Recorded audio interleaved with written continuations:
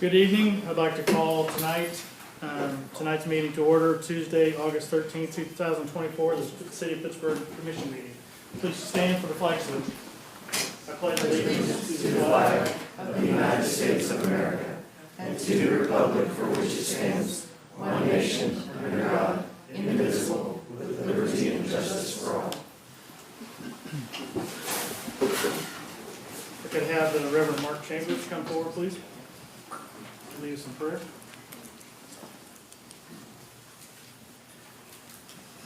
Good evening. Well, good evening to everyone. Would you please join me in the spirit of prayer? Ever-living God, you gather us together as leaders and citizens of our wonderful city to carry and go forward with the business at hand for the future of Pittsburgh. Bless these elected members of the city commissioners and our appointed city leaders. Let your spirit enlighten their mind and guide all their actions for the welfare of our city and the citizens of Pittsburgh. Bless all the department leaders and our employees who are the workforce of our city. May all business this evening bring fulfillment to the works of our city, and may peace and harmony prevail through love and respect to all God's people. We ask this through your holy, precious name. Amen. Thank you, Mark. All right, I'd like to open tonight's meeting up to public input. If you have anything to address the commission with, please come forward, state your name, address, and limit your comments to 3 minutes, please.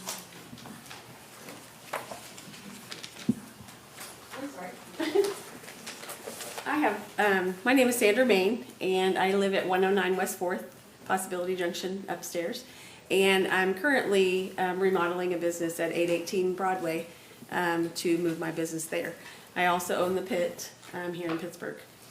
I'm coming today to talk to you about the increased homelessness. Obviously, this is a topic everyone knows about. I'm seeing it in many different ways through my business at Possibility Junction. They're out in my parking lot every day and night. I see a drug deal at least once a week. Last week I had a kid in the parking lot, 8 o'clock in the morning, coming down the stairs. I said, he's in the parking lot wandering around alone. He's about 4. I said, honey, are you okay? He just looked at me scared, and I said, do you need anything? And I said no, and I started to walk down my stairs, and he ran from me. So I thought, I gotta call the police. So I called the police, and they said, we'll get somebody there as soon as we can. The police came in. Apparently the dad was sleeping in the car with the child, and nothing was done. Wasn't hotlined.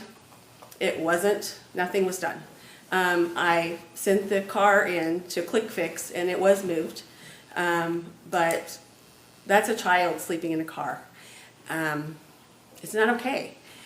I have children that I treat in mental health, and they can't go to their parks. I don't know if you know what's happening in Schlanger Park. There's an orgy every night. It cannot go on. This has to stop somehow. I have offered suggestions to Wesley House, to Community Health Center, saying I would provide services. If they get a grant, I will work to help them get well. I do not want the homelessness to go without. I do not want them to not be treated. I want them to be treated. I want them to grow. They can't grow if we just give them things. They can't. And we're only making the problem worse. I see at least one new homeless person a week. And I'm sure it's going to be worse when I live on Broadway. So I don't know what the solutions are, but I don't feel like we're coming up with solutions. We're not arresting people. If we do arrest them, they're back out on the street.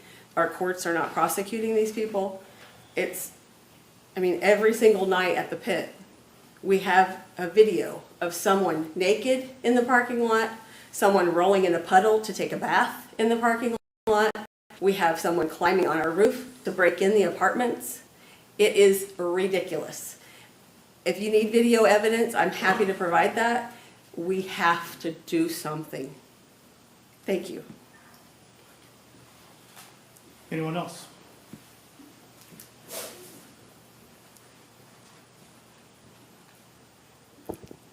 Hello, my name is Aurora Williamson. I live at 1609 South Walnut, which is back there.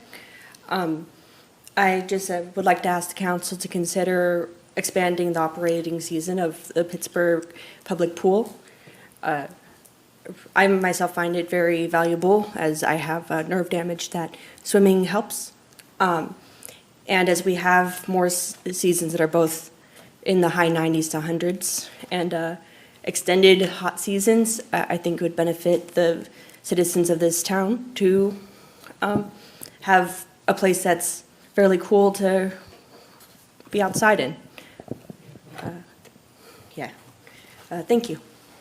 Thank you. Anyone else? Okay, we'll close public input. Moving on to the consent agenda. Anyone have anything to pull off? Item F for me, Cheryl would conflict.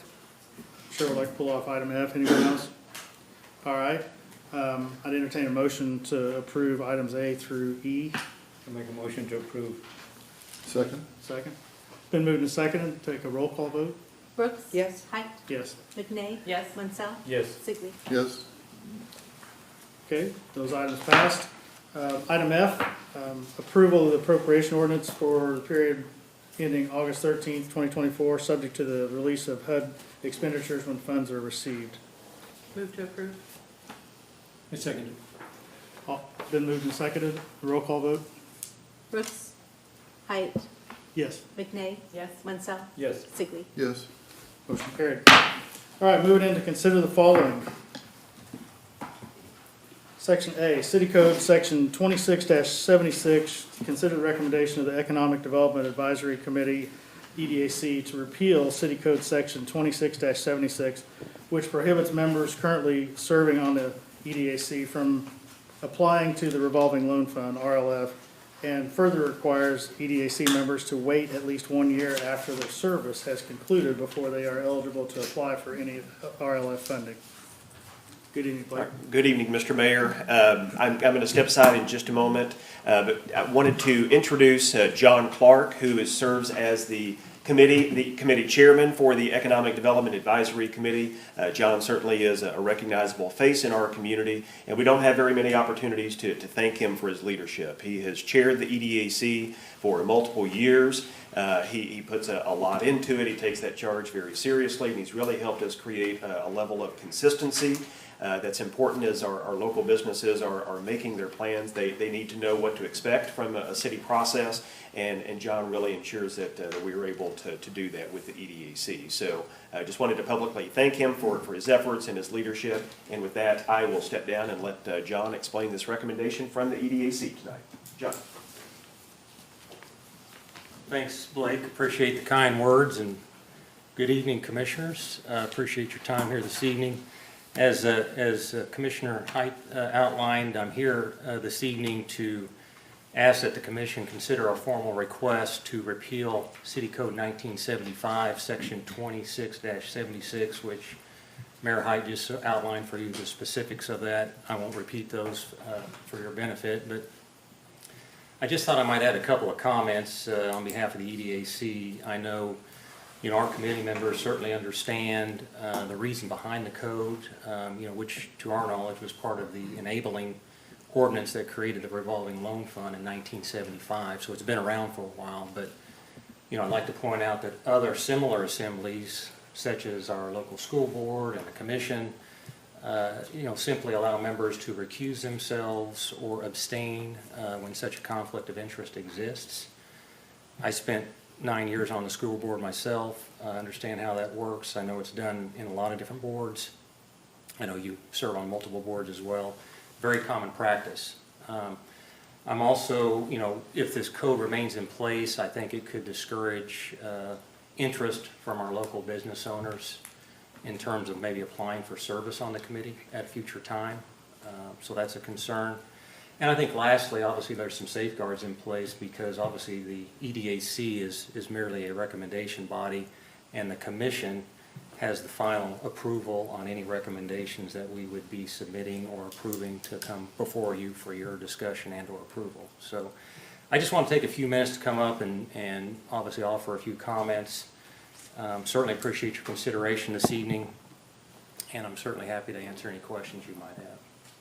Well, I got a couple, but I don't know if you'd be the one that asked for Blake. Did you say this EDAC was created in 1975? That's the information I had. So in 1975, this section 2676 was enacted. It's our understanding that it was part of the enabling ordinance. So what was the intent of that in 1975?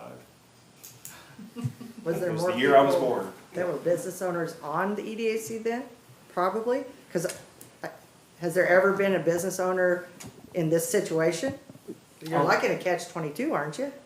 You're on one side of the fence by recusing yourself and for conflict, but then on the other side, you're gonna tell them all about the business that you have at hand, which is rightly, I mean, he's done wonderful with their businesses, so it seems like a catch 22 if it's ever happened before. So the way I understand it, so it's not even really a catch-22 because it currently prohibits a member of the EDAC from even bringing something forward, right?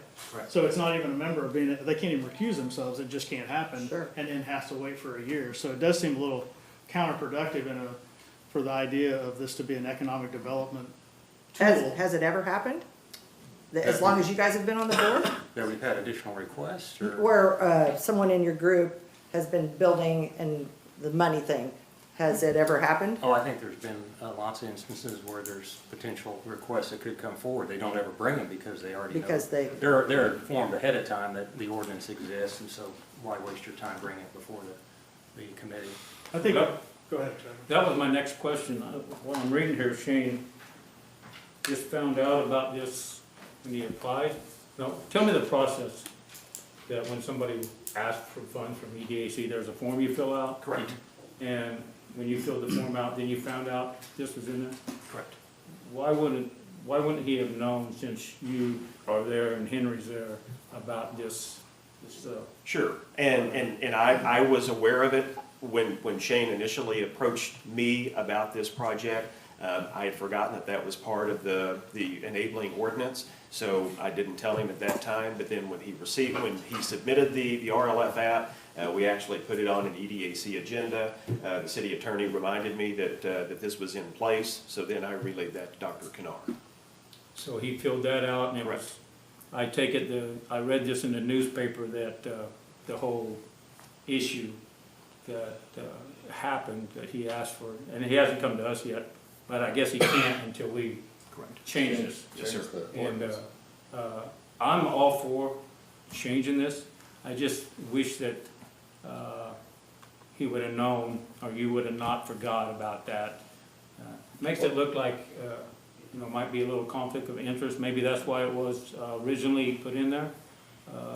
But it would have been nice that he would have known prior to Sure, going and through I this. take responsibility for that.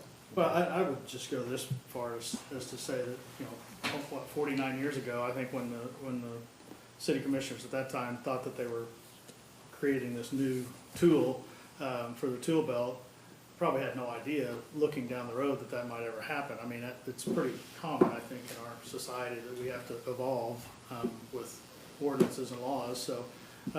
Or on the other hand, 49 years ago, they may have looked forward enough to know that Exactly. they didn't want anybody on the board applying for it. But I think it's really hard to say that, hey, we'd like good qualified people to serve on our boards if that's going to be a disqualifier. So I think that puts us in a precarious position to, how do you recruit good community members and business owners to be on the EDAC if this is going to prohibit them from expanding their business or doing something like that. So I totally get the verbiage and the need for change, so. But doesn't conflict of interest come along with it? Because I know whenever I ran, there's a lot that I gave up that we had done work for the city of Pittsburgh, and I know recently we've done a few things, but I think you kind of know that going into it. But I think like John said, when, in his comments, the EDAC is just a recommending body. It ultimately is us that makes that decision. So, I mean, I still think if we remove the language, I still think a member of the EDAC could recuse himself at that point, but still make the request for the. How many people on the EDAC board? 7. 7. So why can you not just, instead of changing the whole thing, just put in that they're allowed to recuse themselves? But right now, they're prohibited from. I'm saying they're prohibited, but you can change the language so that they're allowed to recuse themselves. But then you're wearing the other hat on the other side of it. You're the one coming up to tell the guys that you've been on serving with that here's what I want to do, and isn't it, it's kind of, you're playing both sides. Well, It's not Shane's fault, but I meant, because like I said, he's got a great business and they could probably expand even more, but, it doesn't seem fair to Shane. It's not. This isn't fair, no. Or anybody on the committee. Is Shane the only business owner on your board? Is everybody else work for somebody, or do they have their own businesses? It's a mix. It's You know, a we've mix. had, we've had, I can think of a woman recently that had her own business. I can think of several of our bigger companies that have higher ups, they're CPAs and people. So, I mean, it's just, you know, you guys make the appointments. It's every couple of years or as people come off. well, I you do have think- John, don't you, John? I think it Has a came, business, he's yeah. on there. I think it came up, I mean, nobody can speak to 50 years ago. I would imagine if we wanted to, if we were really concerned with a conflict of interest, then we should probably apply it. The city commission would be the people that we would want to apply this to. The city commission is the ones that can make and the city commission is ruled by, you guys make sure that you recuse, you all keep track of one another and make sure that nobody gets in a position where it would make them look bad. That's kind of the general concept here is, we know what kind of world we live in 2024. We know how the city of Pittsburgh's run. We understand that we have some very successful businesses that are in town and that we cherish the input from those people when they want to be on any of our boards, like anybody that wants to be on an advisory board. It's not exactly a glorified position. So the question really is, can we correct this today? We have Shane, who happens to be the subject matter on this, so we'll use him. I would think everybody in this town would understand a need for another eye doctor. He's going to bring in a clinic. He's going to add another eye doctor. He's going to add 7 or 8 other positions.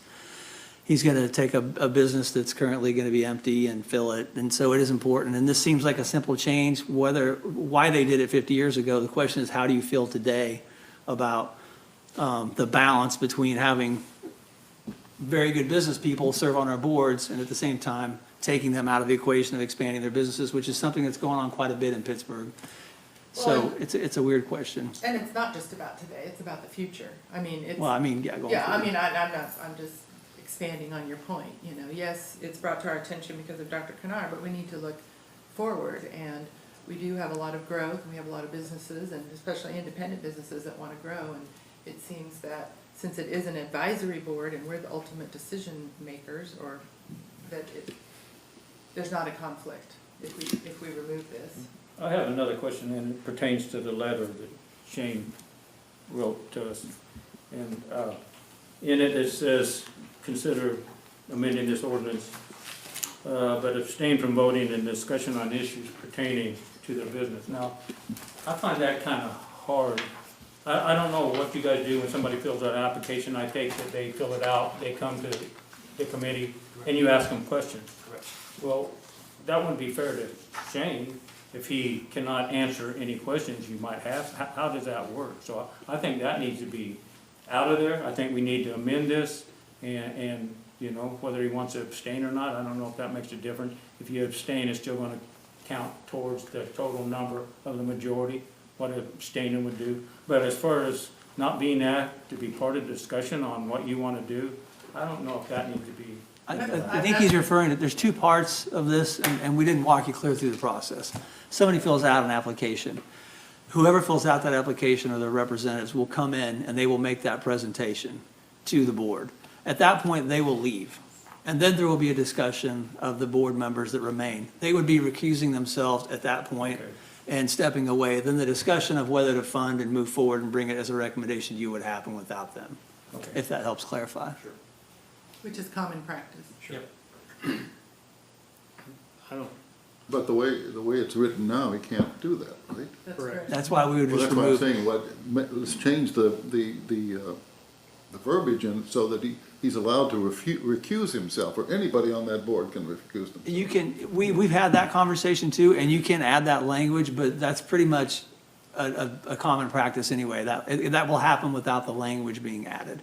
We don't have language that says that any of you should recuse yourself on any certain item. You just know as a board that you do, and you guys help each other do that. I think we have a good chair, it seems like half the executive team's in there, the finance director's in there, I'm in there, Blake's been there for a long time. So I think that would happen without adding the language, but obviously we'll do what the group of you want to do. but I think the issue need to tonight remedy it. is whether or not we want to strike that language, and, Yeah.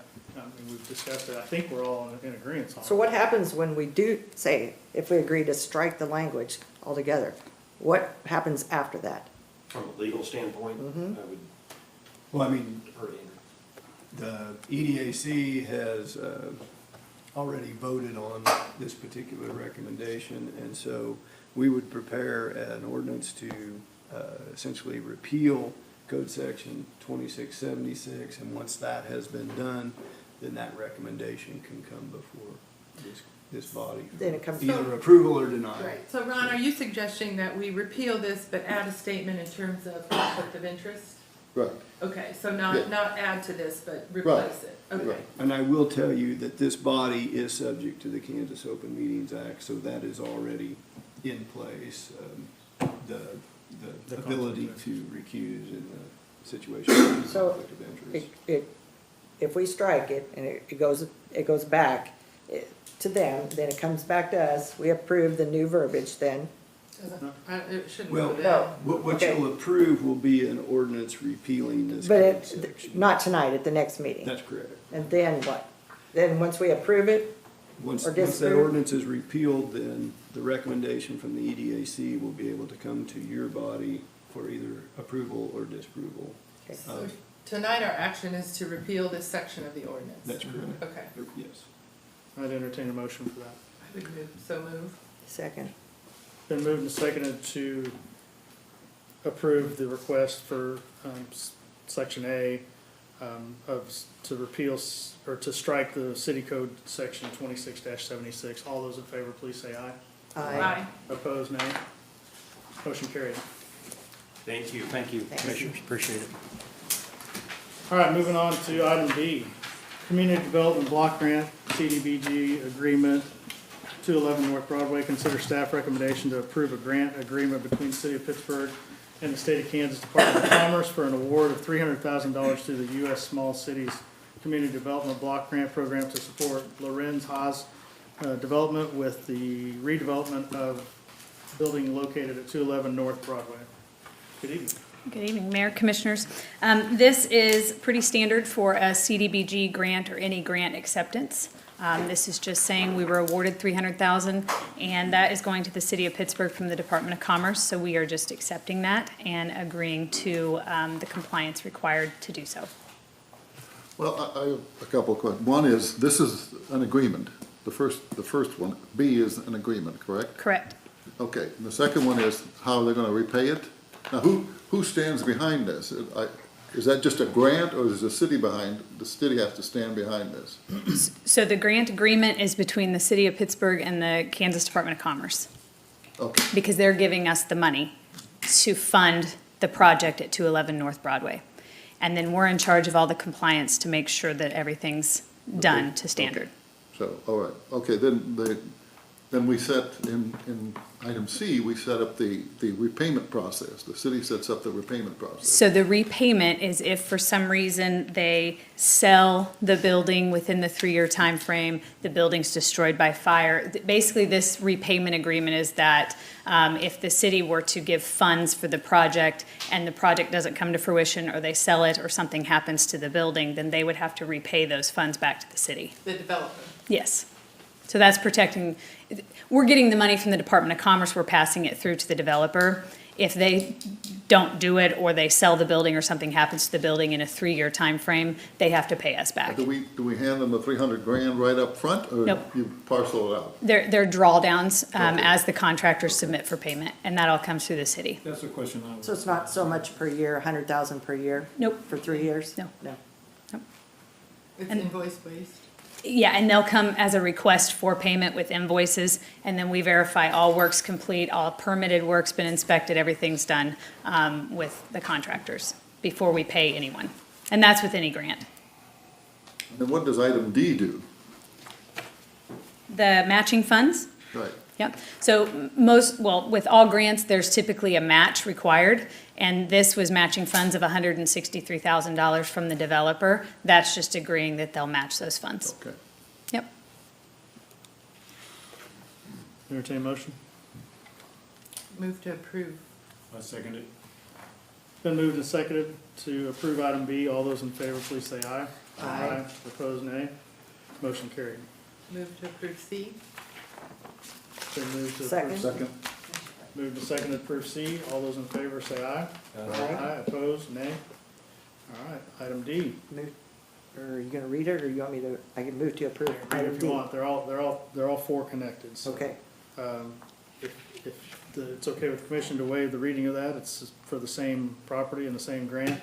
Item D, have a motion? To waive it? No, to approve it. Okay. So Yeah. moved. So moved. Second. Moved and seconded to approve item D. All those in favor, please say aye. Aye. Aye. Opposed, nay. Motion carried. Item E, did I skip D? No. No, you're on, Item E. you're on. Item E. You want me to read it? Oh, no, move to approve it. I'll second it. Okay. Moved and seconded. All those in favor to approve item E, say aye. Aye. Opposed, nay. Motion carried. All right, item F.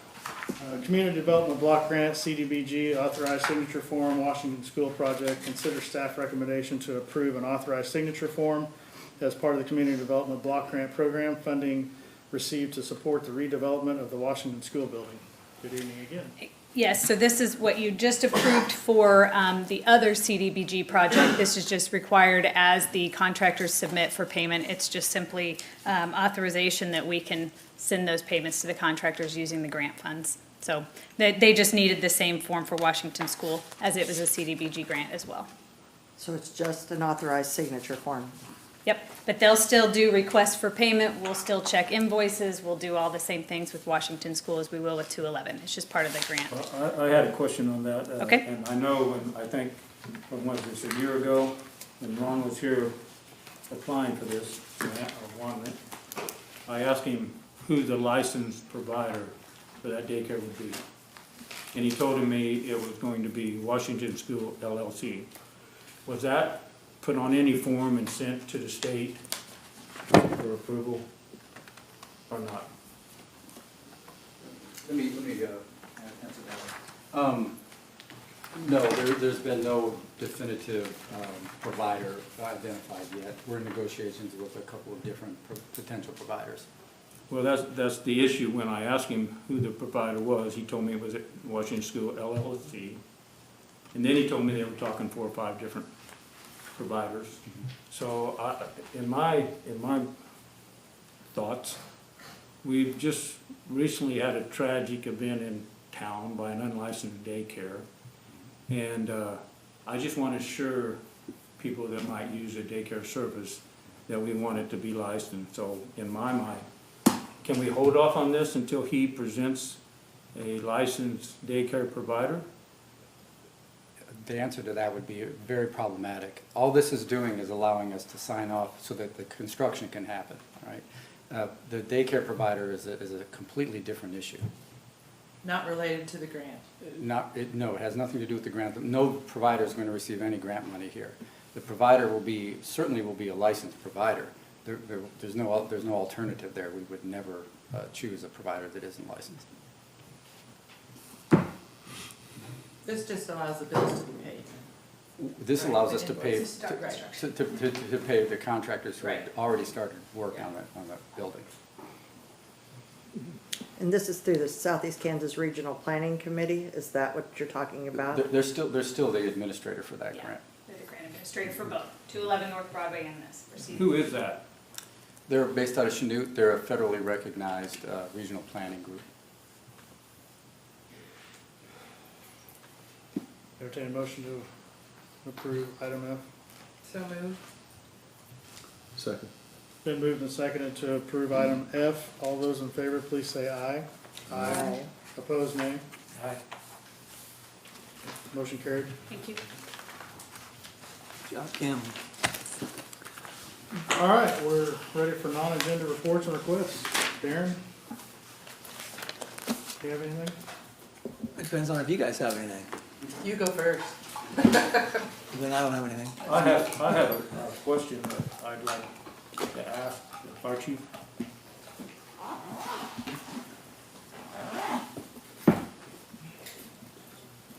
Ted, I received a call last Friday late afternoon, and they were supposed to meet what's going on at Station 2. So I'm gonna pass that on to you, what's going on at Station 2. Okay. Last Monday, the city, we conducted testing in Station 2, just for the presence and the possibility of the amount of mold that may be growing in the walls due to water damage, that sort of thing. Coincidentally, I was on vacation all of last week, out of town, out of the state, out of the country.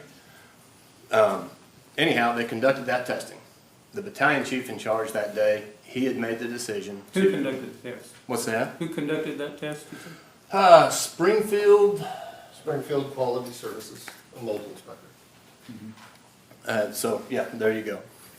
They came in, they'd asked, the night before, no cooking, just to make sure that we had good ambient quality air.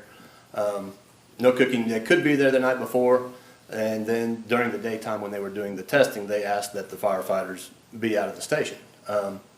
During that time, the BC on duty made that decision to give those guys at Station 2 the option to operate out of Station 1 until they had the results of this test, just to make sure that it wasn't anything real bad like black mold from the water damage, anything like that. They did this, made the decision autonomously, didn't come through me, didn't come through the city manager, and it was done with an abundance of caution for the firefighters there. Looking back, I probably wouldn't have made that same decision to allow them, if it's gonna be a bad test result, they're gonna let us know as soon as possible. Fortunately for us, the test results were fantastic. Just about everything was normal levels, especially in the living areas, the living room, the sleeping quarters, the kitchen. It was all normal levels.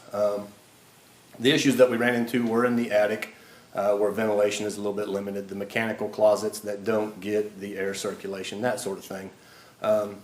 Fairly easy things to fix.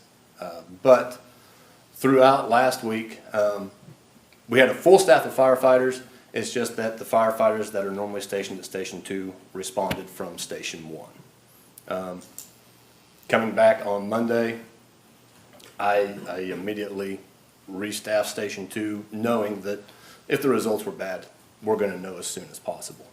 And reassured the guys that they were okay. They will let us know as soon as we have the results. I got the results that afternoon, and it was favorable results for our guys' health, for the station, with recommendations on how to fix and take those steps. That's what I was gonna ask, was there evidence of black mold in there? There was not. There was not. There were, you get the spores coming in from outside, you get normal levels of mold that you're gonna find in anybody's home, any business, that just, it comes in with the wind, it comes in on your feet, on your clothes, that sort of thing.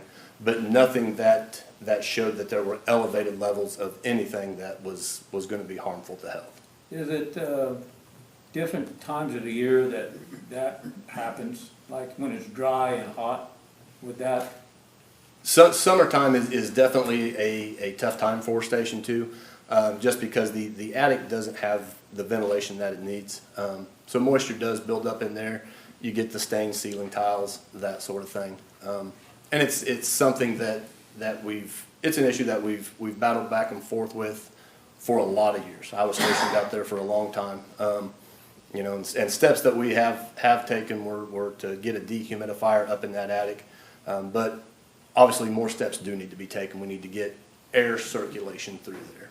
So that's not worked. And like you said, I served out at a station, and we had copper water lines in the ceilings that would leak and come through so there was issues with back a long time ago. Mm-hmm.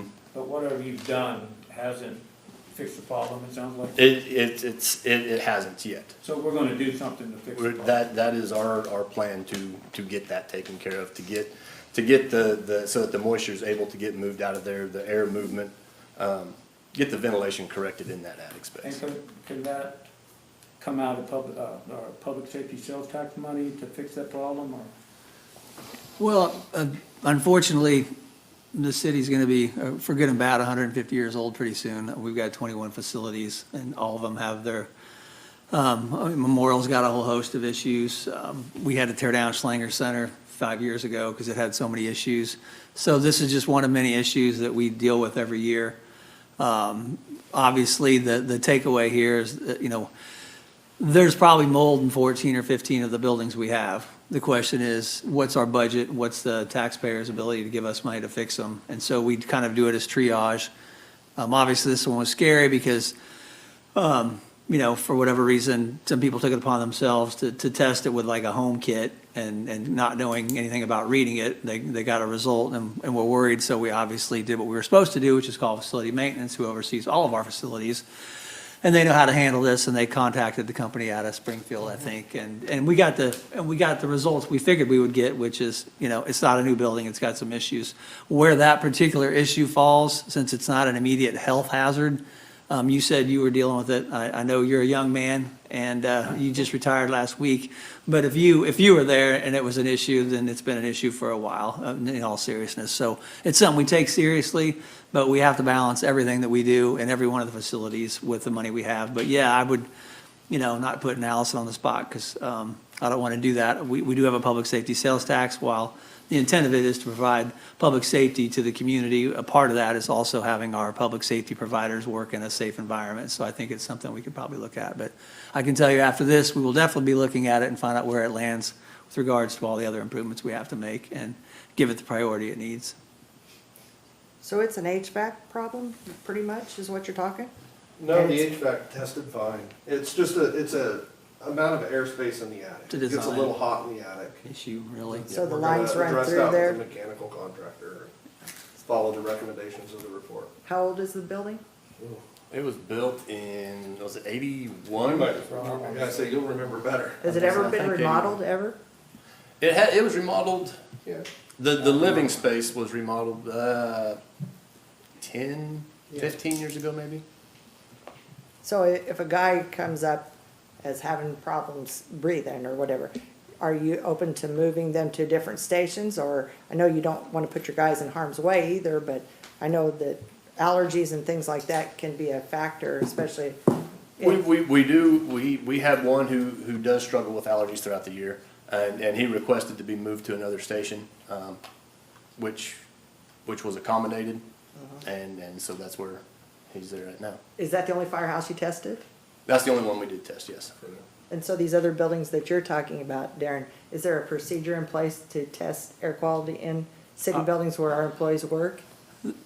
Our facility maintenance crew crawls all over all of our buildings all the time. They've been looking at these buildings forever. If they see black mold, it's not invisible. I mean, if you've seen mold that's dangerous, you can usually tell the difference. This is something, or, my shower at my house has mold up around with exhaust fans not strong enough to suck it out of. So, yeah, I'm pretty comfortable that whether we have a formal policy, we keep our eyes on the buildings. We know what's trouble. We know where our problems are. We don't always add new buildings. We know our stock really well. That's why we were so sure that there really wasn't an issue, but nevertheless, once you find out about it, you're going to test and be reassured that there isn't. But no, I think if there was if we sensed that in any one of our facilities or anywhere else that we thought there was a mold problem and creating a health hazard, we would immediately look at it. But right now, I don't think there's any reason to, we've got so much to do. I don't think going around and checking our 21 facilities to determine mold, which is kind of hard to, mold's just one of those highly unregulated things. I mean, you have OSHA for a lot of parts of it. There's no Department of Mold at the state that's gonna come down here and weigh in on mold. We need to kind of do it as we go. I believe we have a lot of professionals at the city, and when we don't, we can contract for them. And I think we have a good handle on it. And this is just one example where I think our communication was probably not as good as it could have been with regards to where people were staying and what was going on. Obviously, we want the chief to go out of town twice a year and enjoy his family, which he was doing, and timing being what it is. There was some confusion when he came back about, okay, what went on for the last 3 days? But I think we've rectified that, and I feel comfortable that everybody's working in a safe environment. But yes, we So could there's nothing absolutely. you have to do to clean or do anything that you wouldn't normally do otherwise? The recommendations included a few deep cleaning steps to do more regularly.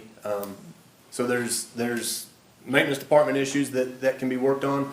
There's regular, just daily maintenance or weekly maintenance that my guys can do a little bit better, just as far as deep cleaning. The dehumidifier you were talking about, was it down low or up high? It's in the attic space. It's still running? Yeah. Yeah. Well, you have to.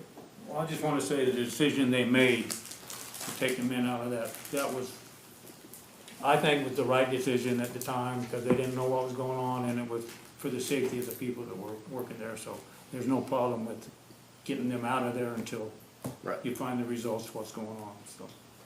And that's they made that decision for the benefit of our firefighters, of our guys. It could have been handled a different way is the only thing there as far as communicating. Were the firefighters notified for the reason that it was? What's that? Were the firefighters notified of the reason this was going on? Yes, yes, they did. A big deal. No, it ended well. It would have been a big deal if that report would have come back and said something worse. Absolutely. But the fact that it didn't kind of made us feel like what we have in place works pretty well. Thanks, Chief. Thank you, Taylor. Thank you. Thanks, Jeff. Stu, if we can follow up. So there was 2 items under non-agenda. I think Toby's in here with regards to the pool. Obviously, it seems like it stays in the hundreds through September and October, so I've always asked, can we keep it open longer? I know we're at the mercy of staffing the pool, and I'll turn that over to Toby, and he can talk a little bit about hours. Yeah, Mayor, Commissioners, and I think the biggest mitigating factor in this is the retainment of the staff. 99% of our kids that we hire are college, high school kids that do extracurricular activities. So once football season, basketball season, volleyball season start, band season, we start losing staff. It's even after the 3rd week of July, we start losing them. It takes 19 people to open the pool. And we have 11 lifeguards and 2 on rotation, a manager, a maintenance manager, admissions and concessions. So it's not just throwing a couple people out there and making sure everybody's doing the right thing. So that is the biggest factor. And I wish we could go back to the old days and be open till Labor Day, and if we can figure out a way to do it, we'd certainly consider it. But right now, staffing is without a doubt our biggest issue that we have to contend with. Well, I sure hope you can find a place here in Pittsburgh. There's several indoor pools, facilities that offer that, so good luck in finding one. I sure hope you do. Second item, old subject, but obviously, if you're experiencing issues with homeless or drug activity or whoever, the number one thing is, the orgy, whatever's going on, you need to call the police. I mean, the police respond. I know some people are here or there on the police, but I've got a ton of faith in our police department. I've never had a call where they didn't respond. Whether they arrest or somebody, they do have discretion on things like that. And not knowing the specifics of that, I'd understand that can be frustrating for somebody that calls them when there's a child involved, especially in the morning, and somebody that's a landlord and has several businesses in town. So completely understand your concerns. I'm not even going to touch what goes on in the court system. That's not really something we do here. We have a municipal court, district court's another animal completely. And with regards to the the treatment of the homeless and getting them help. We're not directly involved in that business as a city. There are a lot of agencies in this town that work on substance abuse and mental illness, and it does seem like there's more people in Pittsburgh. I think the count came out last week or last month on the number of homeless, but I think homeless sometimes gets stuck into a big bubble of there's a lot of substance abuse and mental illness in the country, and Pittsburgh's no different. We're a micropolitan area. People are drawn to this area for a variety of reasons, because we have convenience stores, because we have parks, and obviously because we have places that provide service. So I'm not going to be judge and jury on the services people are given, but we do have a police department, and I would hope that anybody never feels like that's not a number they can call when they see anything that looks like it's endangering any citizen, let alone a kid, or it's just particularly I can't imagine what an orgy is involving in a park on a regular basis, but I think that's definitely deserves a call to the police, and if they don't respond, by all means, my number's not hard to find. Call me and I'll drive out there and put a flashlight on somebody and make them get dressed and get the hell out of the park. They're aware of it. So, thank you for coming today. I know it's difficult, and thank you for all the business that you provide in the community. And I can tell you there's a lot of people working on this, but I don't have an answer here tonight. I have a question for Toby, since we're following up on that. What are the park hours that you're allowed to be there, and then when you're allowed to be out of there? 7 a.m. to 11 p.m. The only exception we have is like Don Gutteridge Sports Complex, where we let the ball Sure. games and stuff get done. And, for the most part, PD's done very well assisting us with, getting people out of the parks, moving them along. I think everybody's just outnumbered on this deal right now.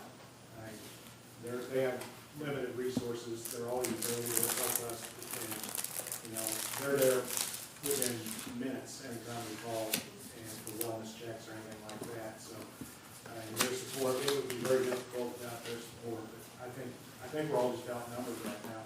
And, our open spaces, our parks, and any alcove or foyer in a building it's right now it's open game for anybody that is seeking a place for refuge. What do you mean it's open game? It's private property. They have no other choice. I mean, there's nowhere. We can't be everywhere 24/7.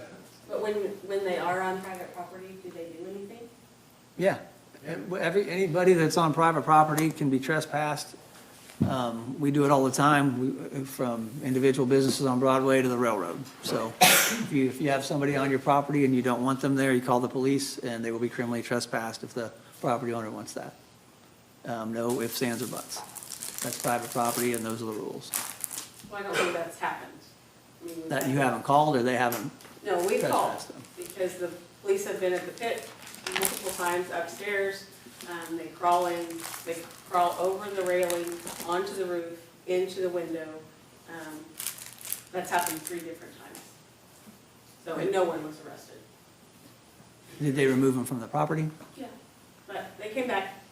Yeah, well, I mean, that's, when I say they're gonna be, my point is they're gonna be removed from the property, whether they get arrested, whether they go to jail and serve time, that's, once again, the response will be, they will be removing them from the property.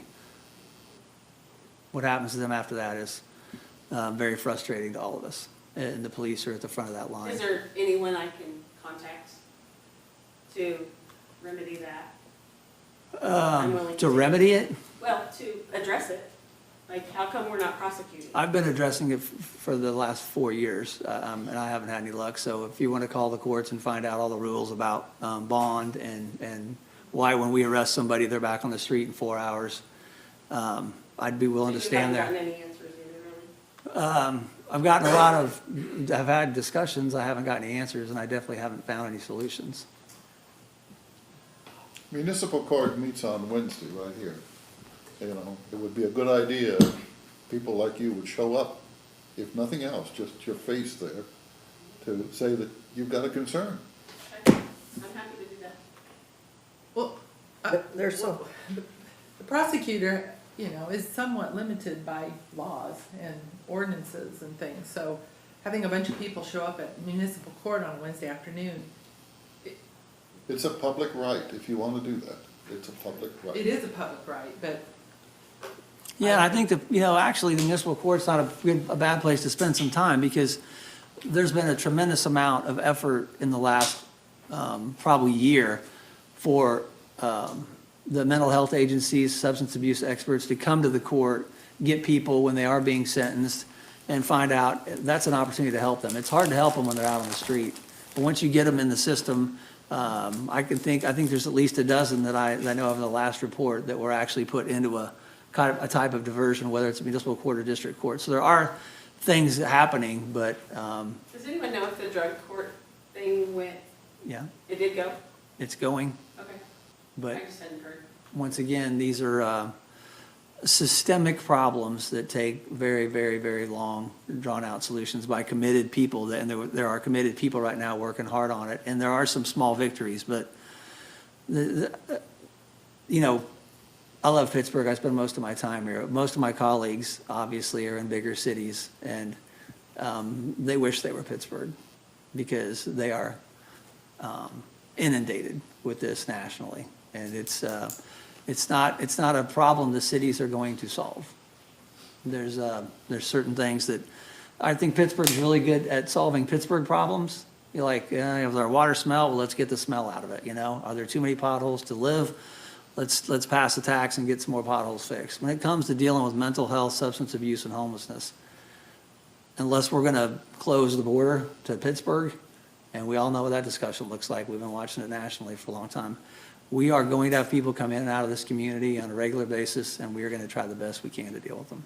But until we do something nationally, we are just an open city in the middle of America where sometimes it's too cold to be here, a lot of times it's too hot to be here, but you can kind of move around pretty easily, and that's kind of where we live.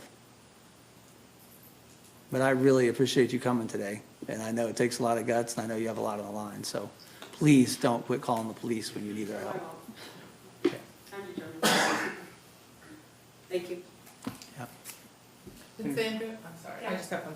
If you, hello, you know, you might call the court administrator in Crawford County, and they might, he or she, I'm not sure who it is, might be able to at least help educate on, you know, what can be done in terms of bonding and things, because I think we'd all be surprised at the limitations that they have. So. Anyone else? All right, tonight's Pittsburgh Positive. I'd like to recognize Brooke Powell, who is the executive director, I believe is her title, for Safe House, a service that provides a much needed service with her and her team, her advocates, dealing with issues with abuse in domestic situations in our community. It's something nobody really likes to, it's not really a positive, that's not a very positive thing that any community wants to deal with, but it's there in every community. And I can tell you that with dealing with Brooke for a number of years, she always does it in the most positive light that she can, and her advocates are a very welcome sight. Anytime law enforcement has to be involved with a situation like that, it's a great asset to be able to lean on. So I'd like to recognize her as tonight's Pittsburgh Positive, and as well as her team too. I know she would be the first to tell you she doesn't do it. She doesn't do what she does by herself. So. All right. If there's nothing else, I'd entertain a motion to adjourn. Been moved and seconded to adjourn. All those in favor say aye. Aye. Anybody want to stay? We're adjourned.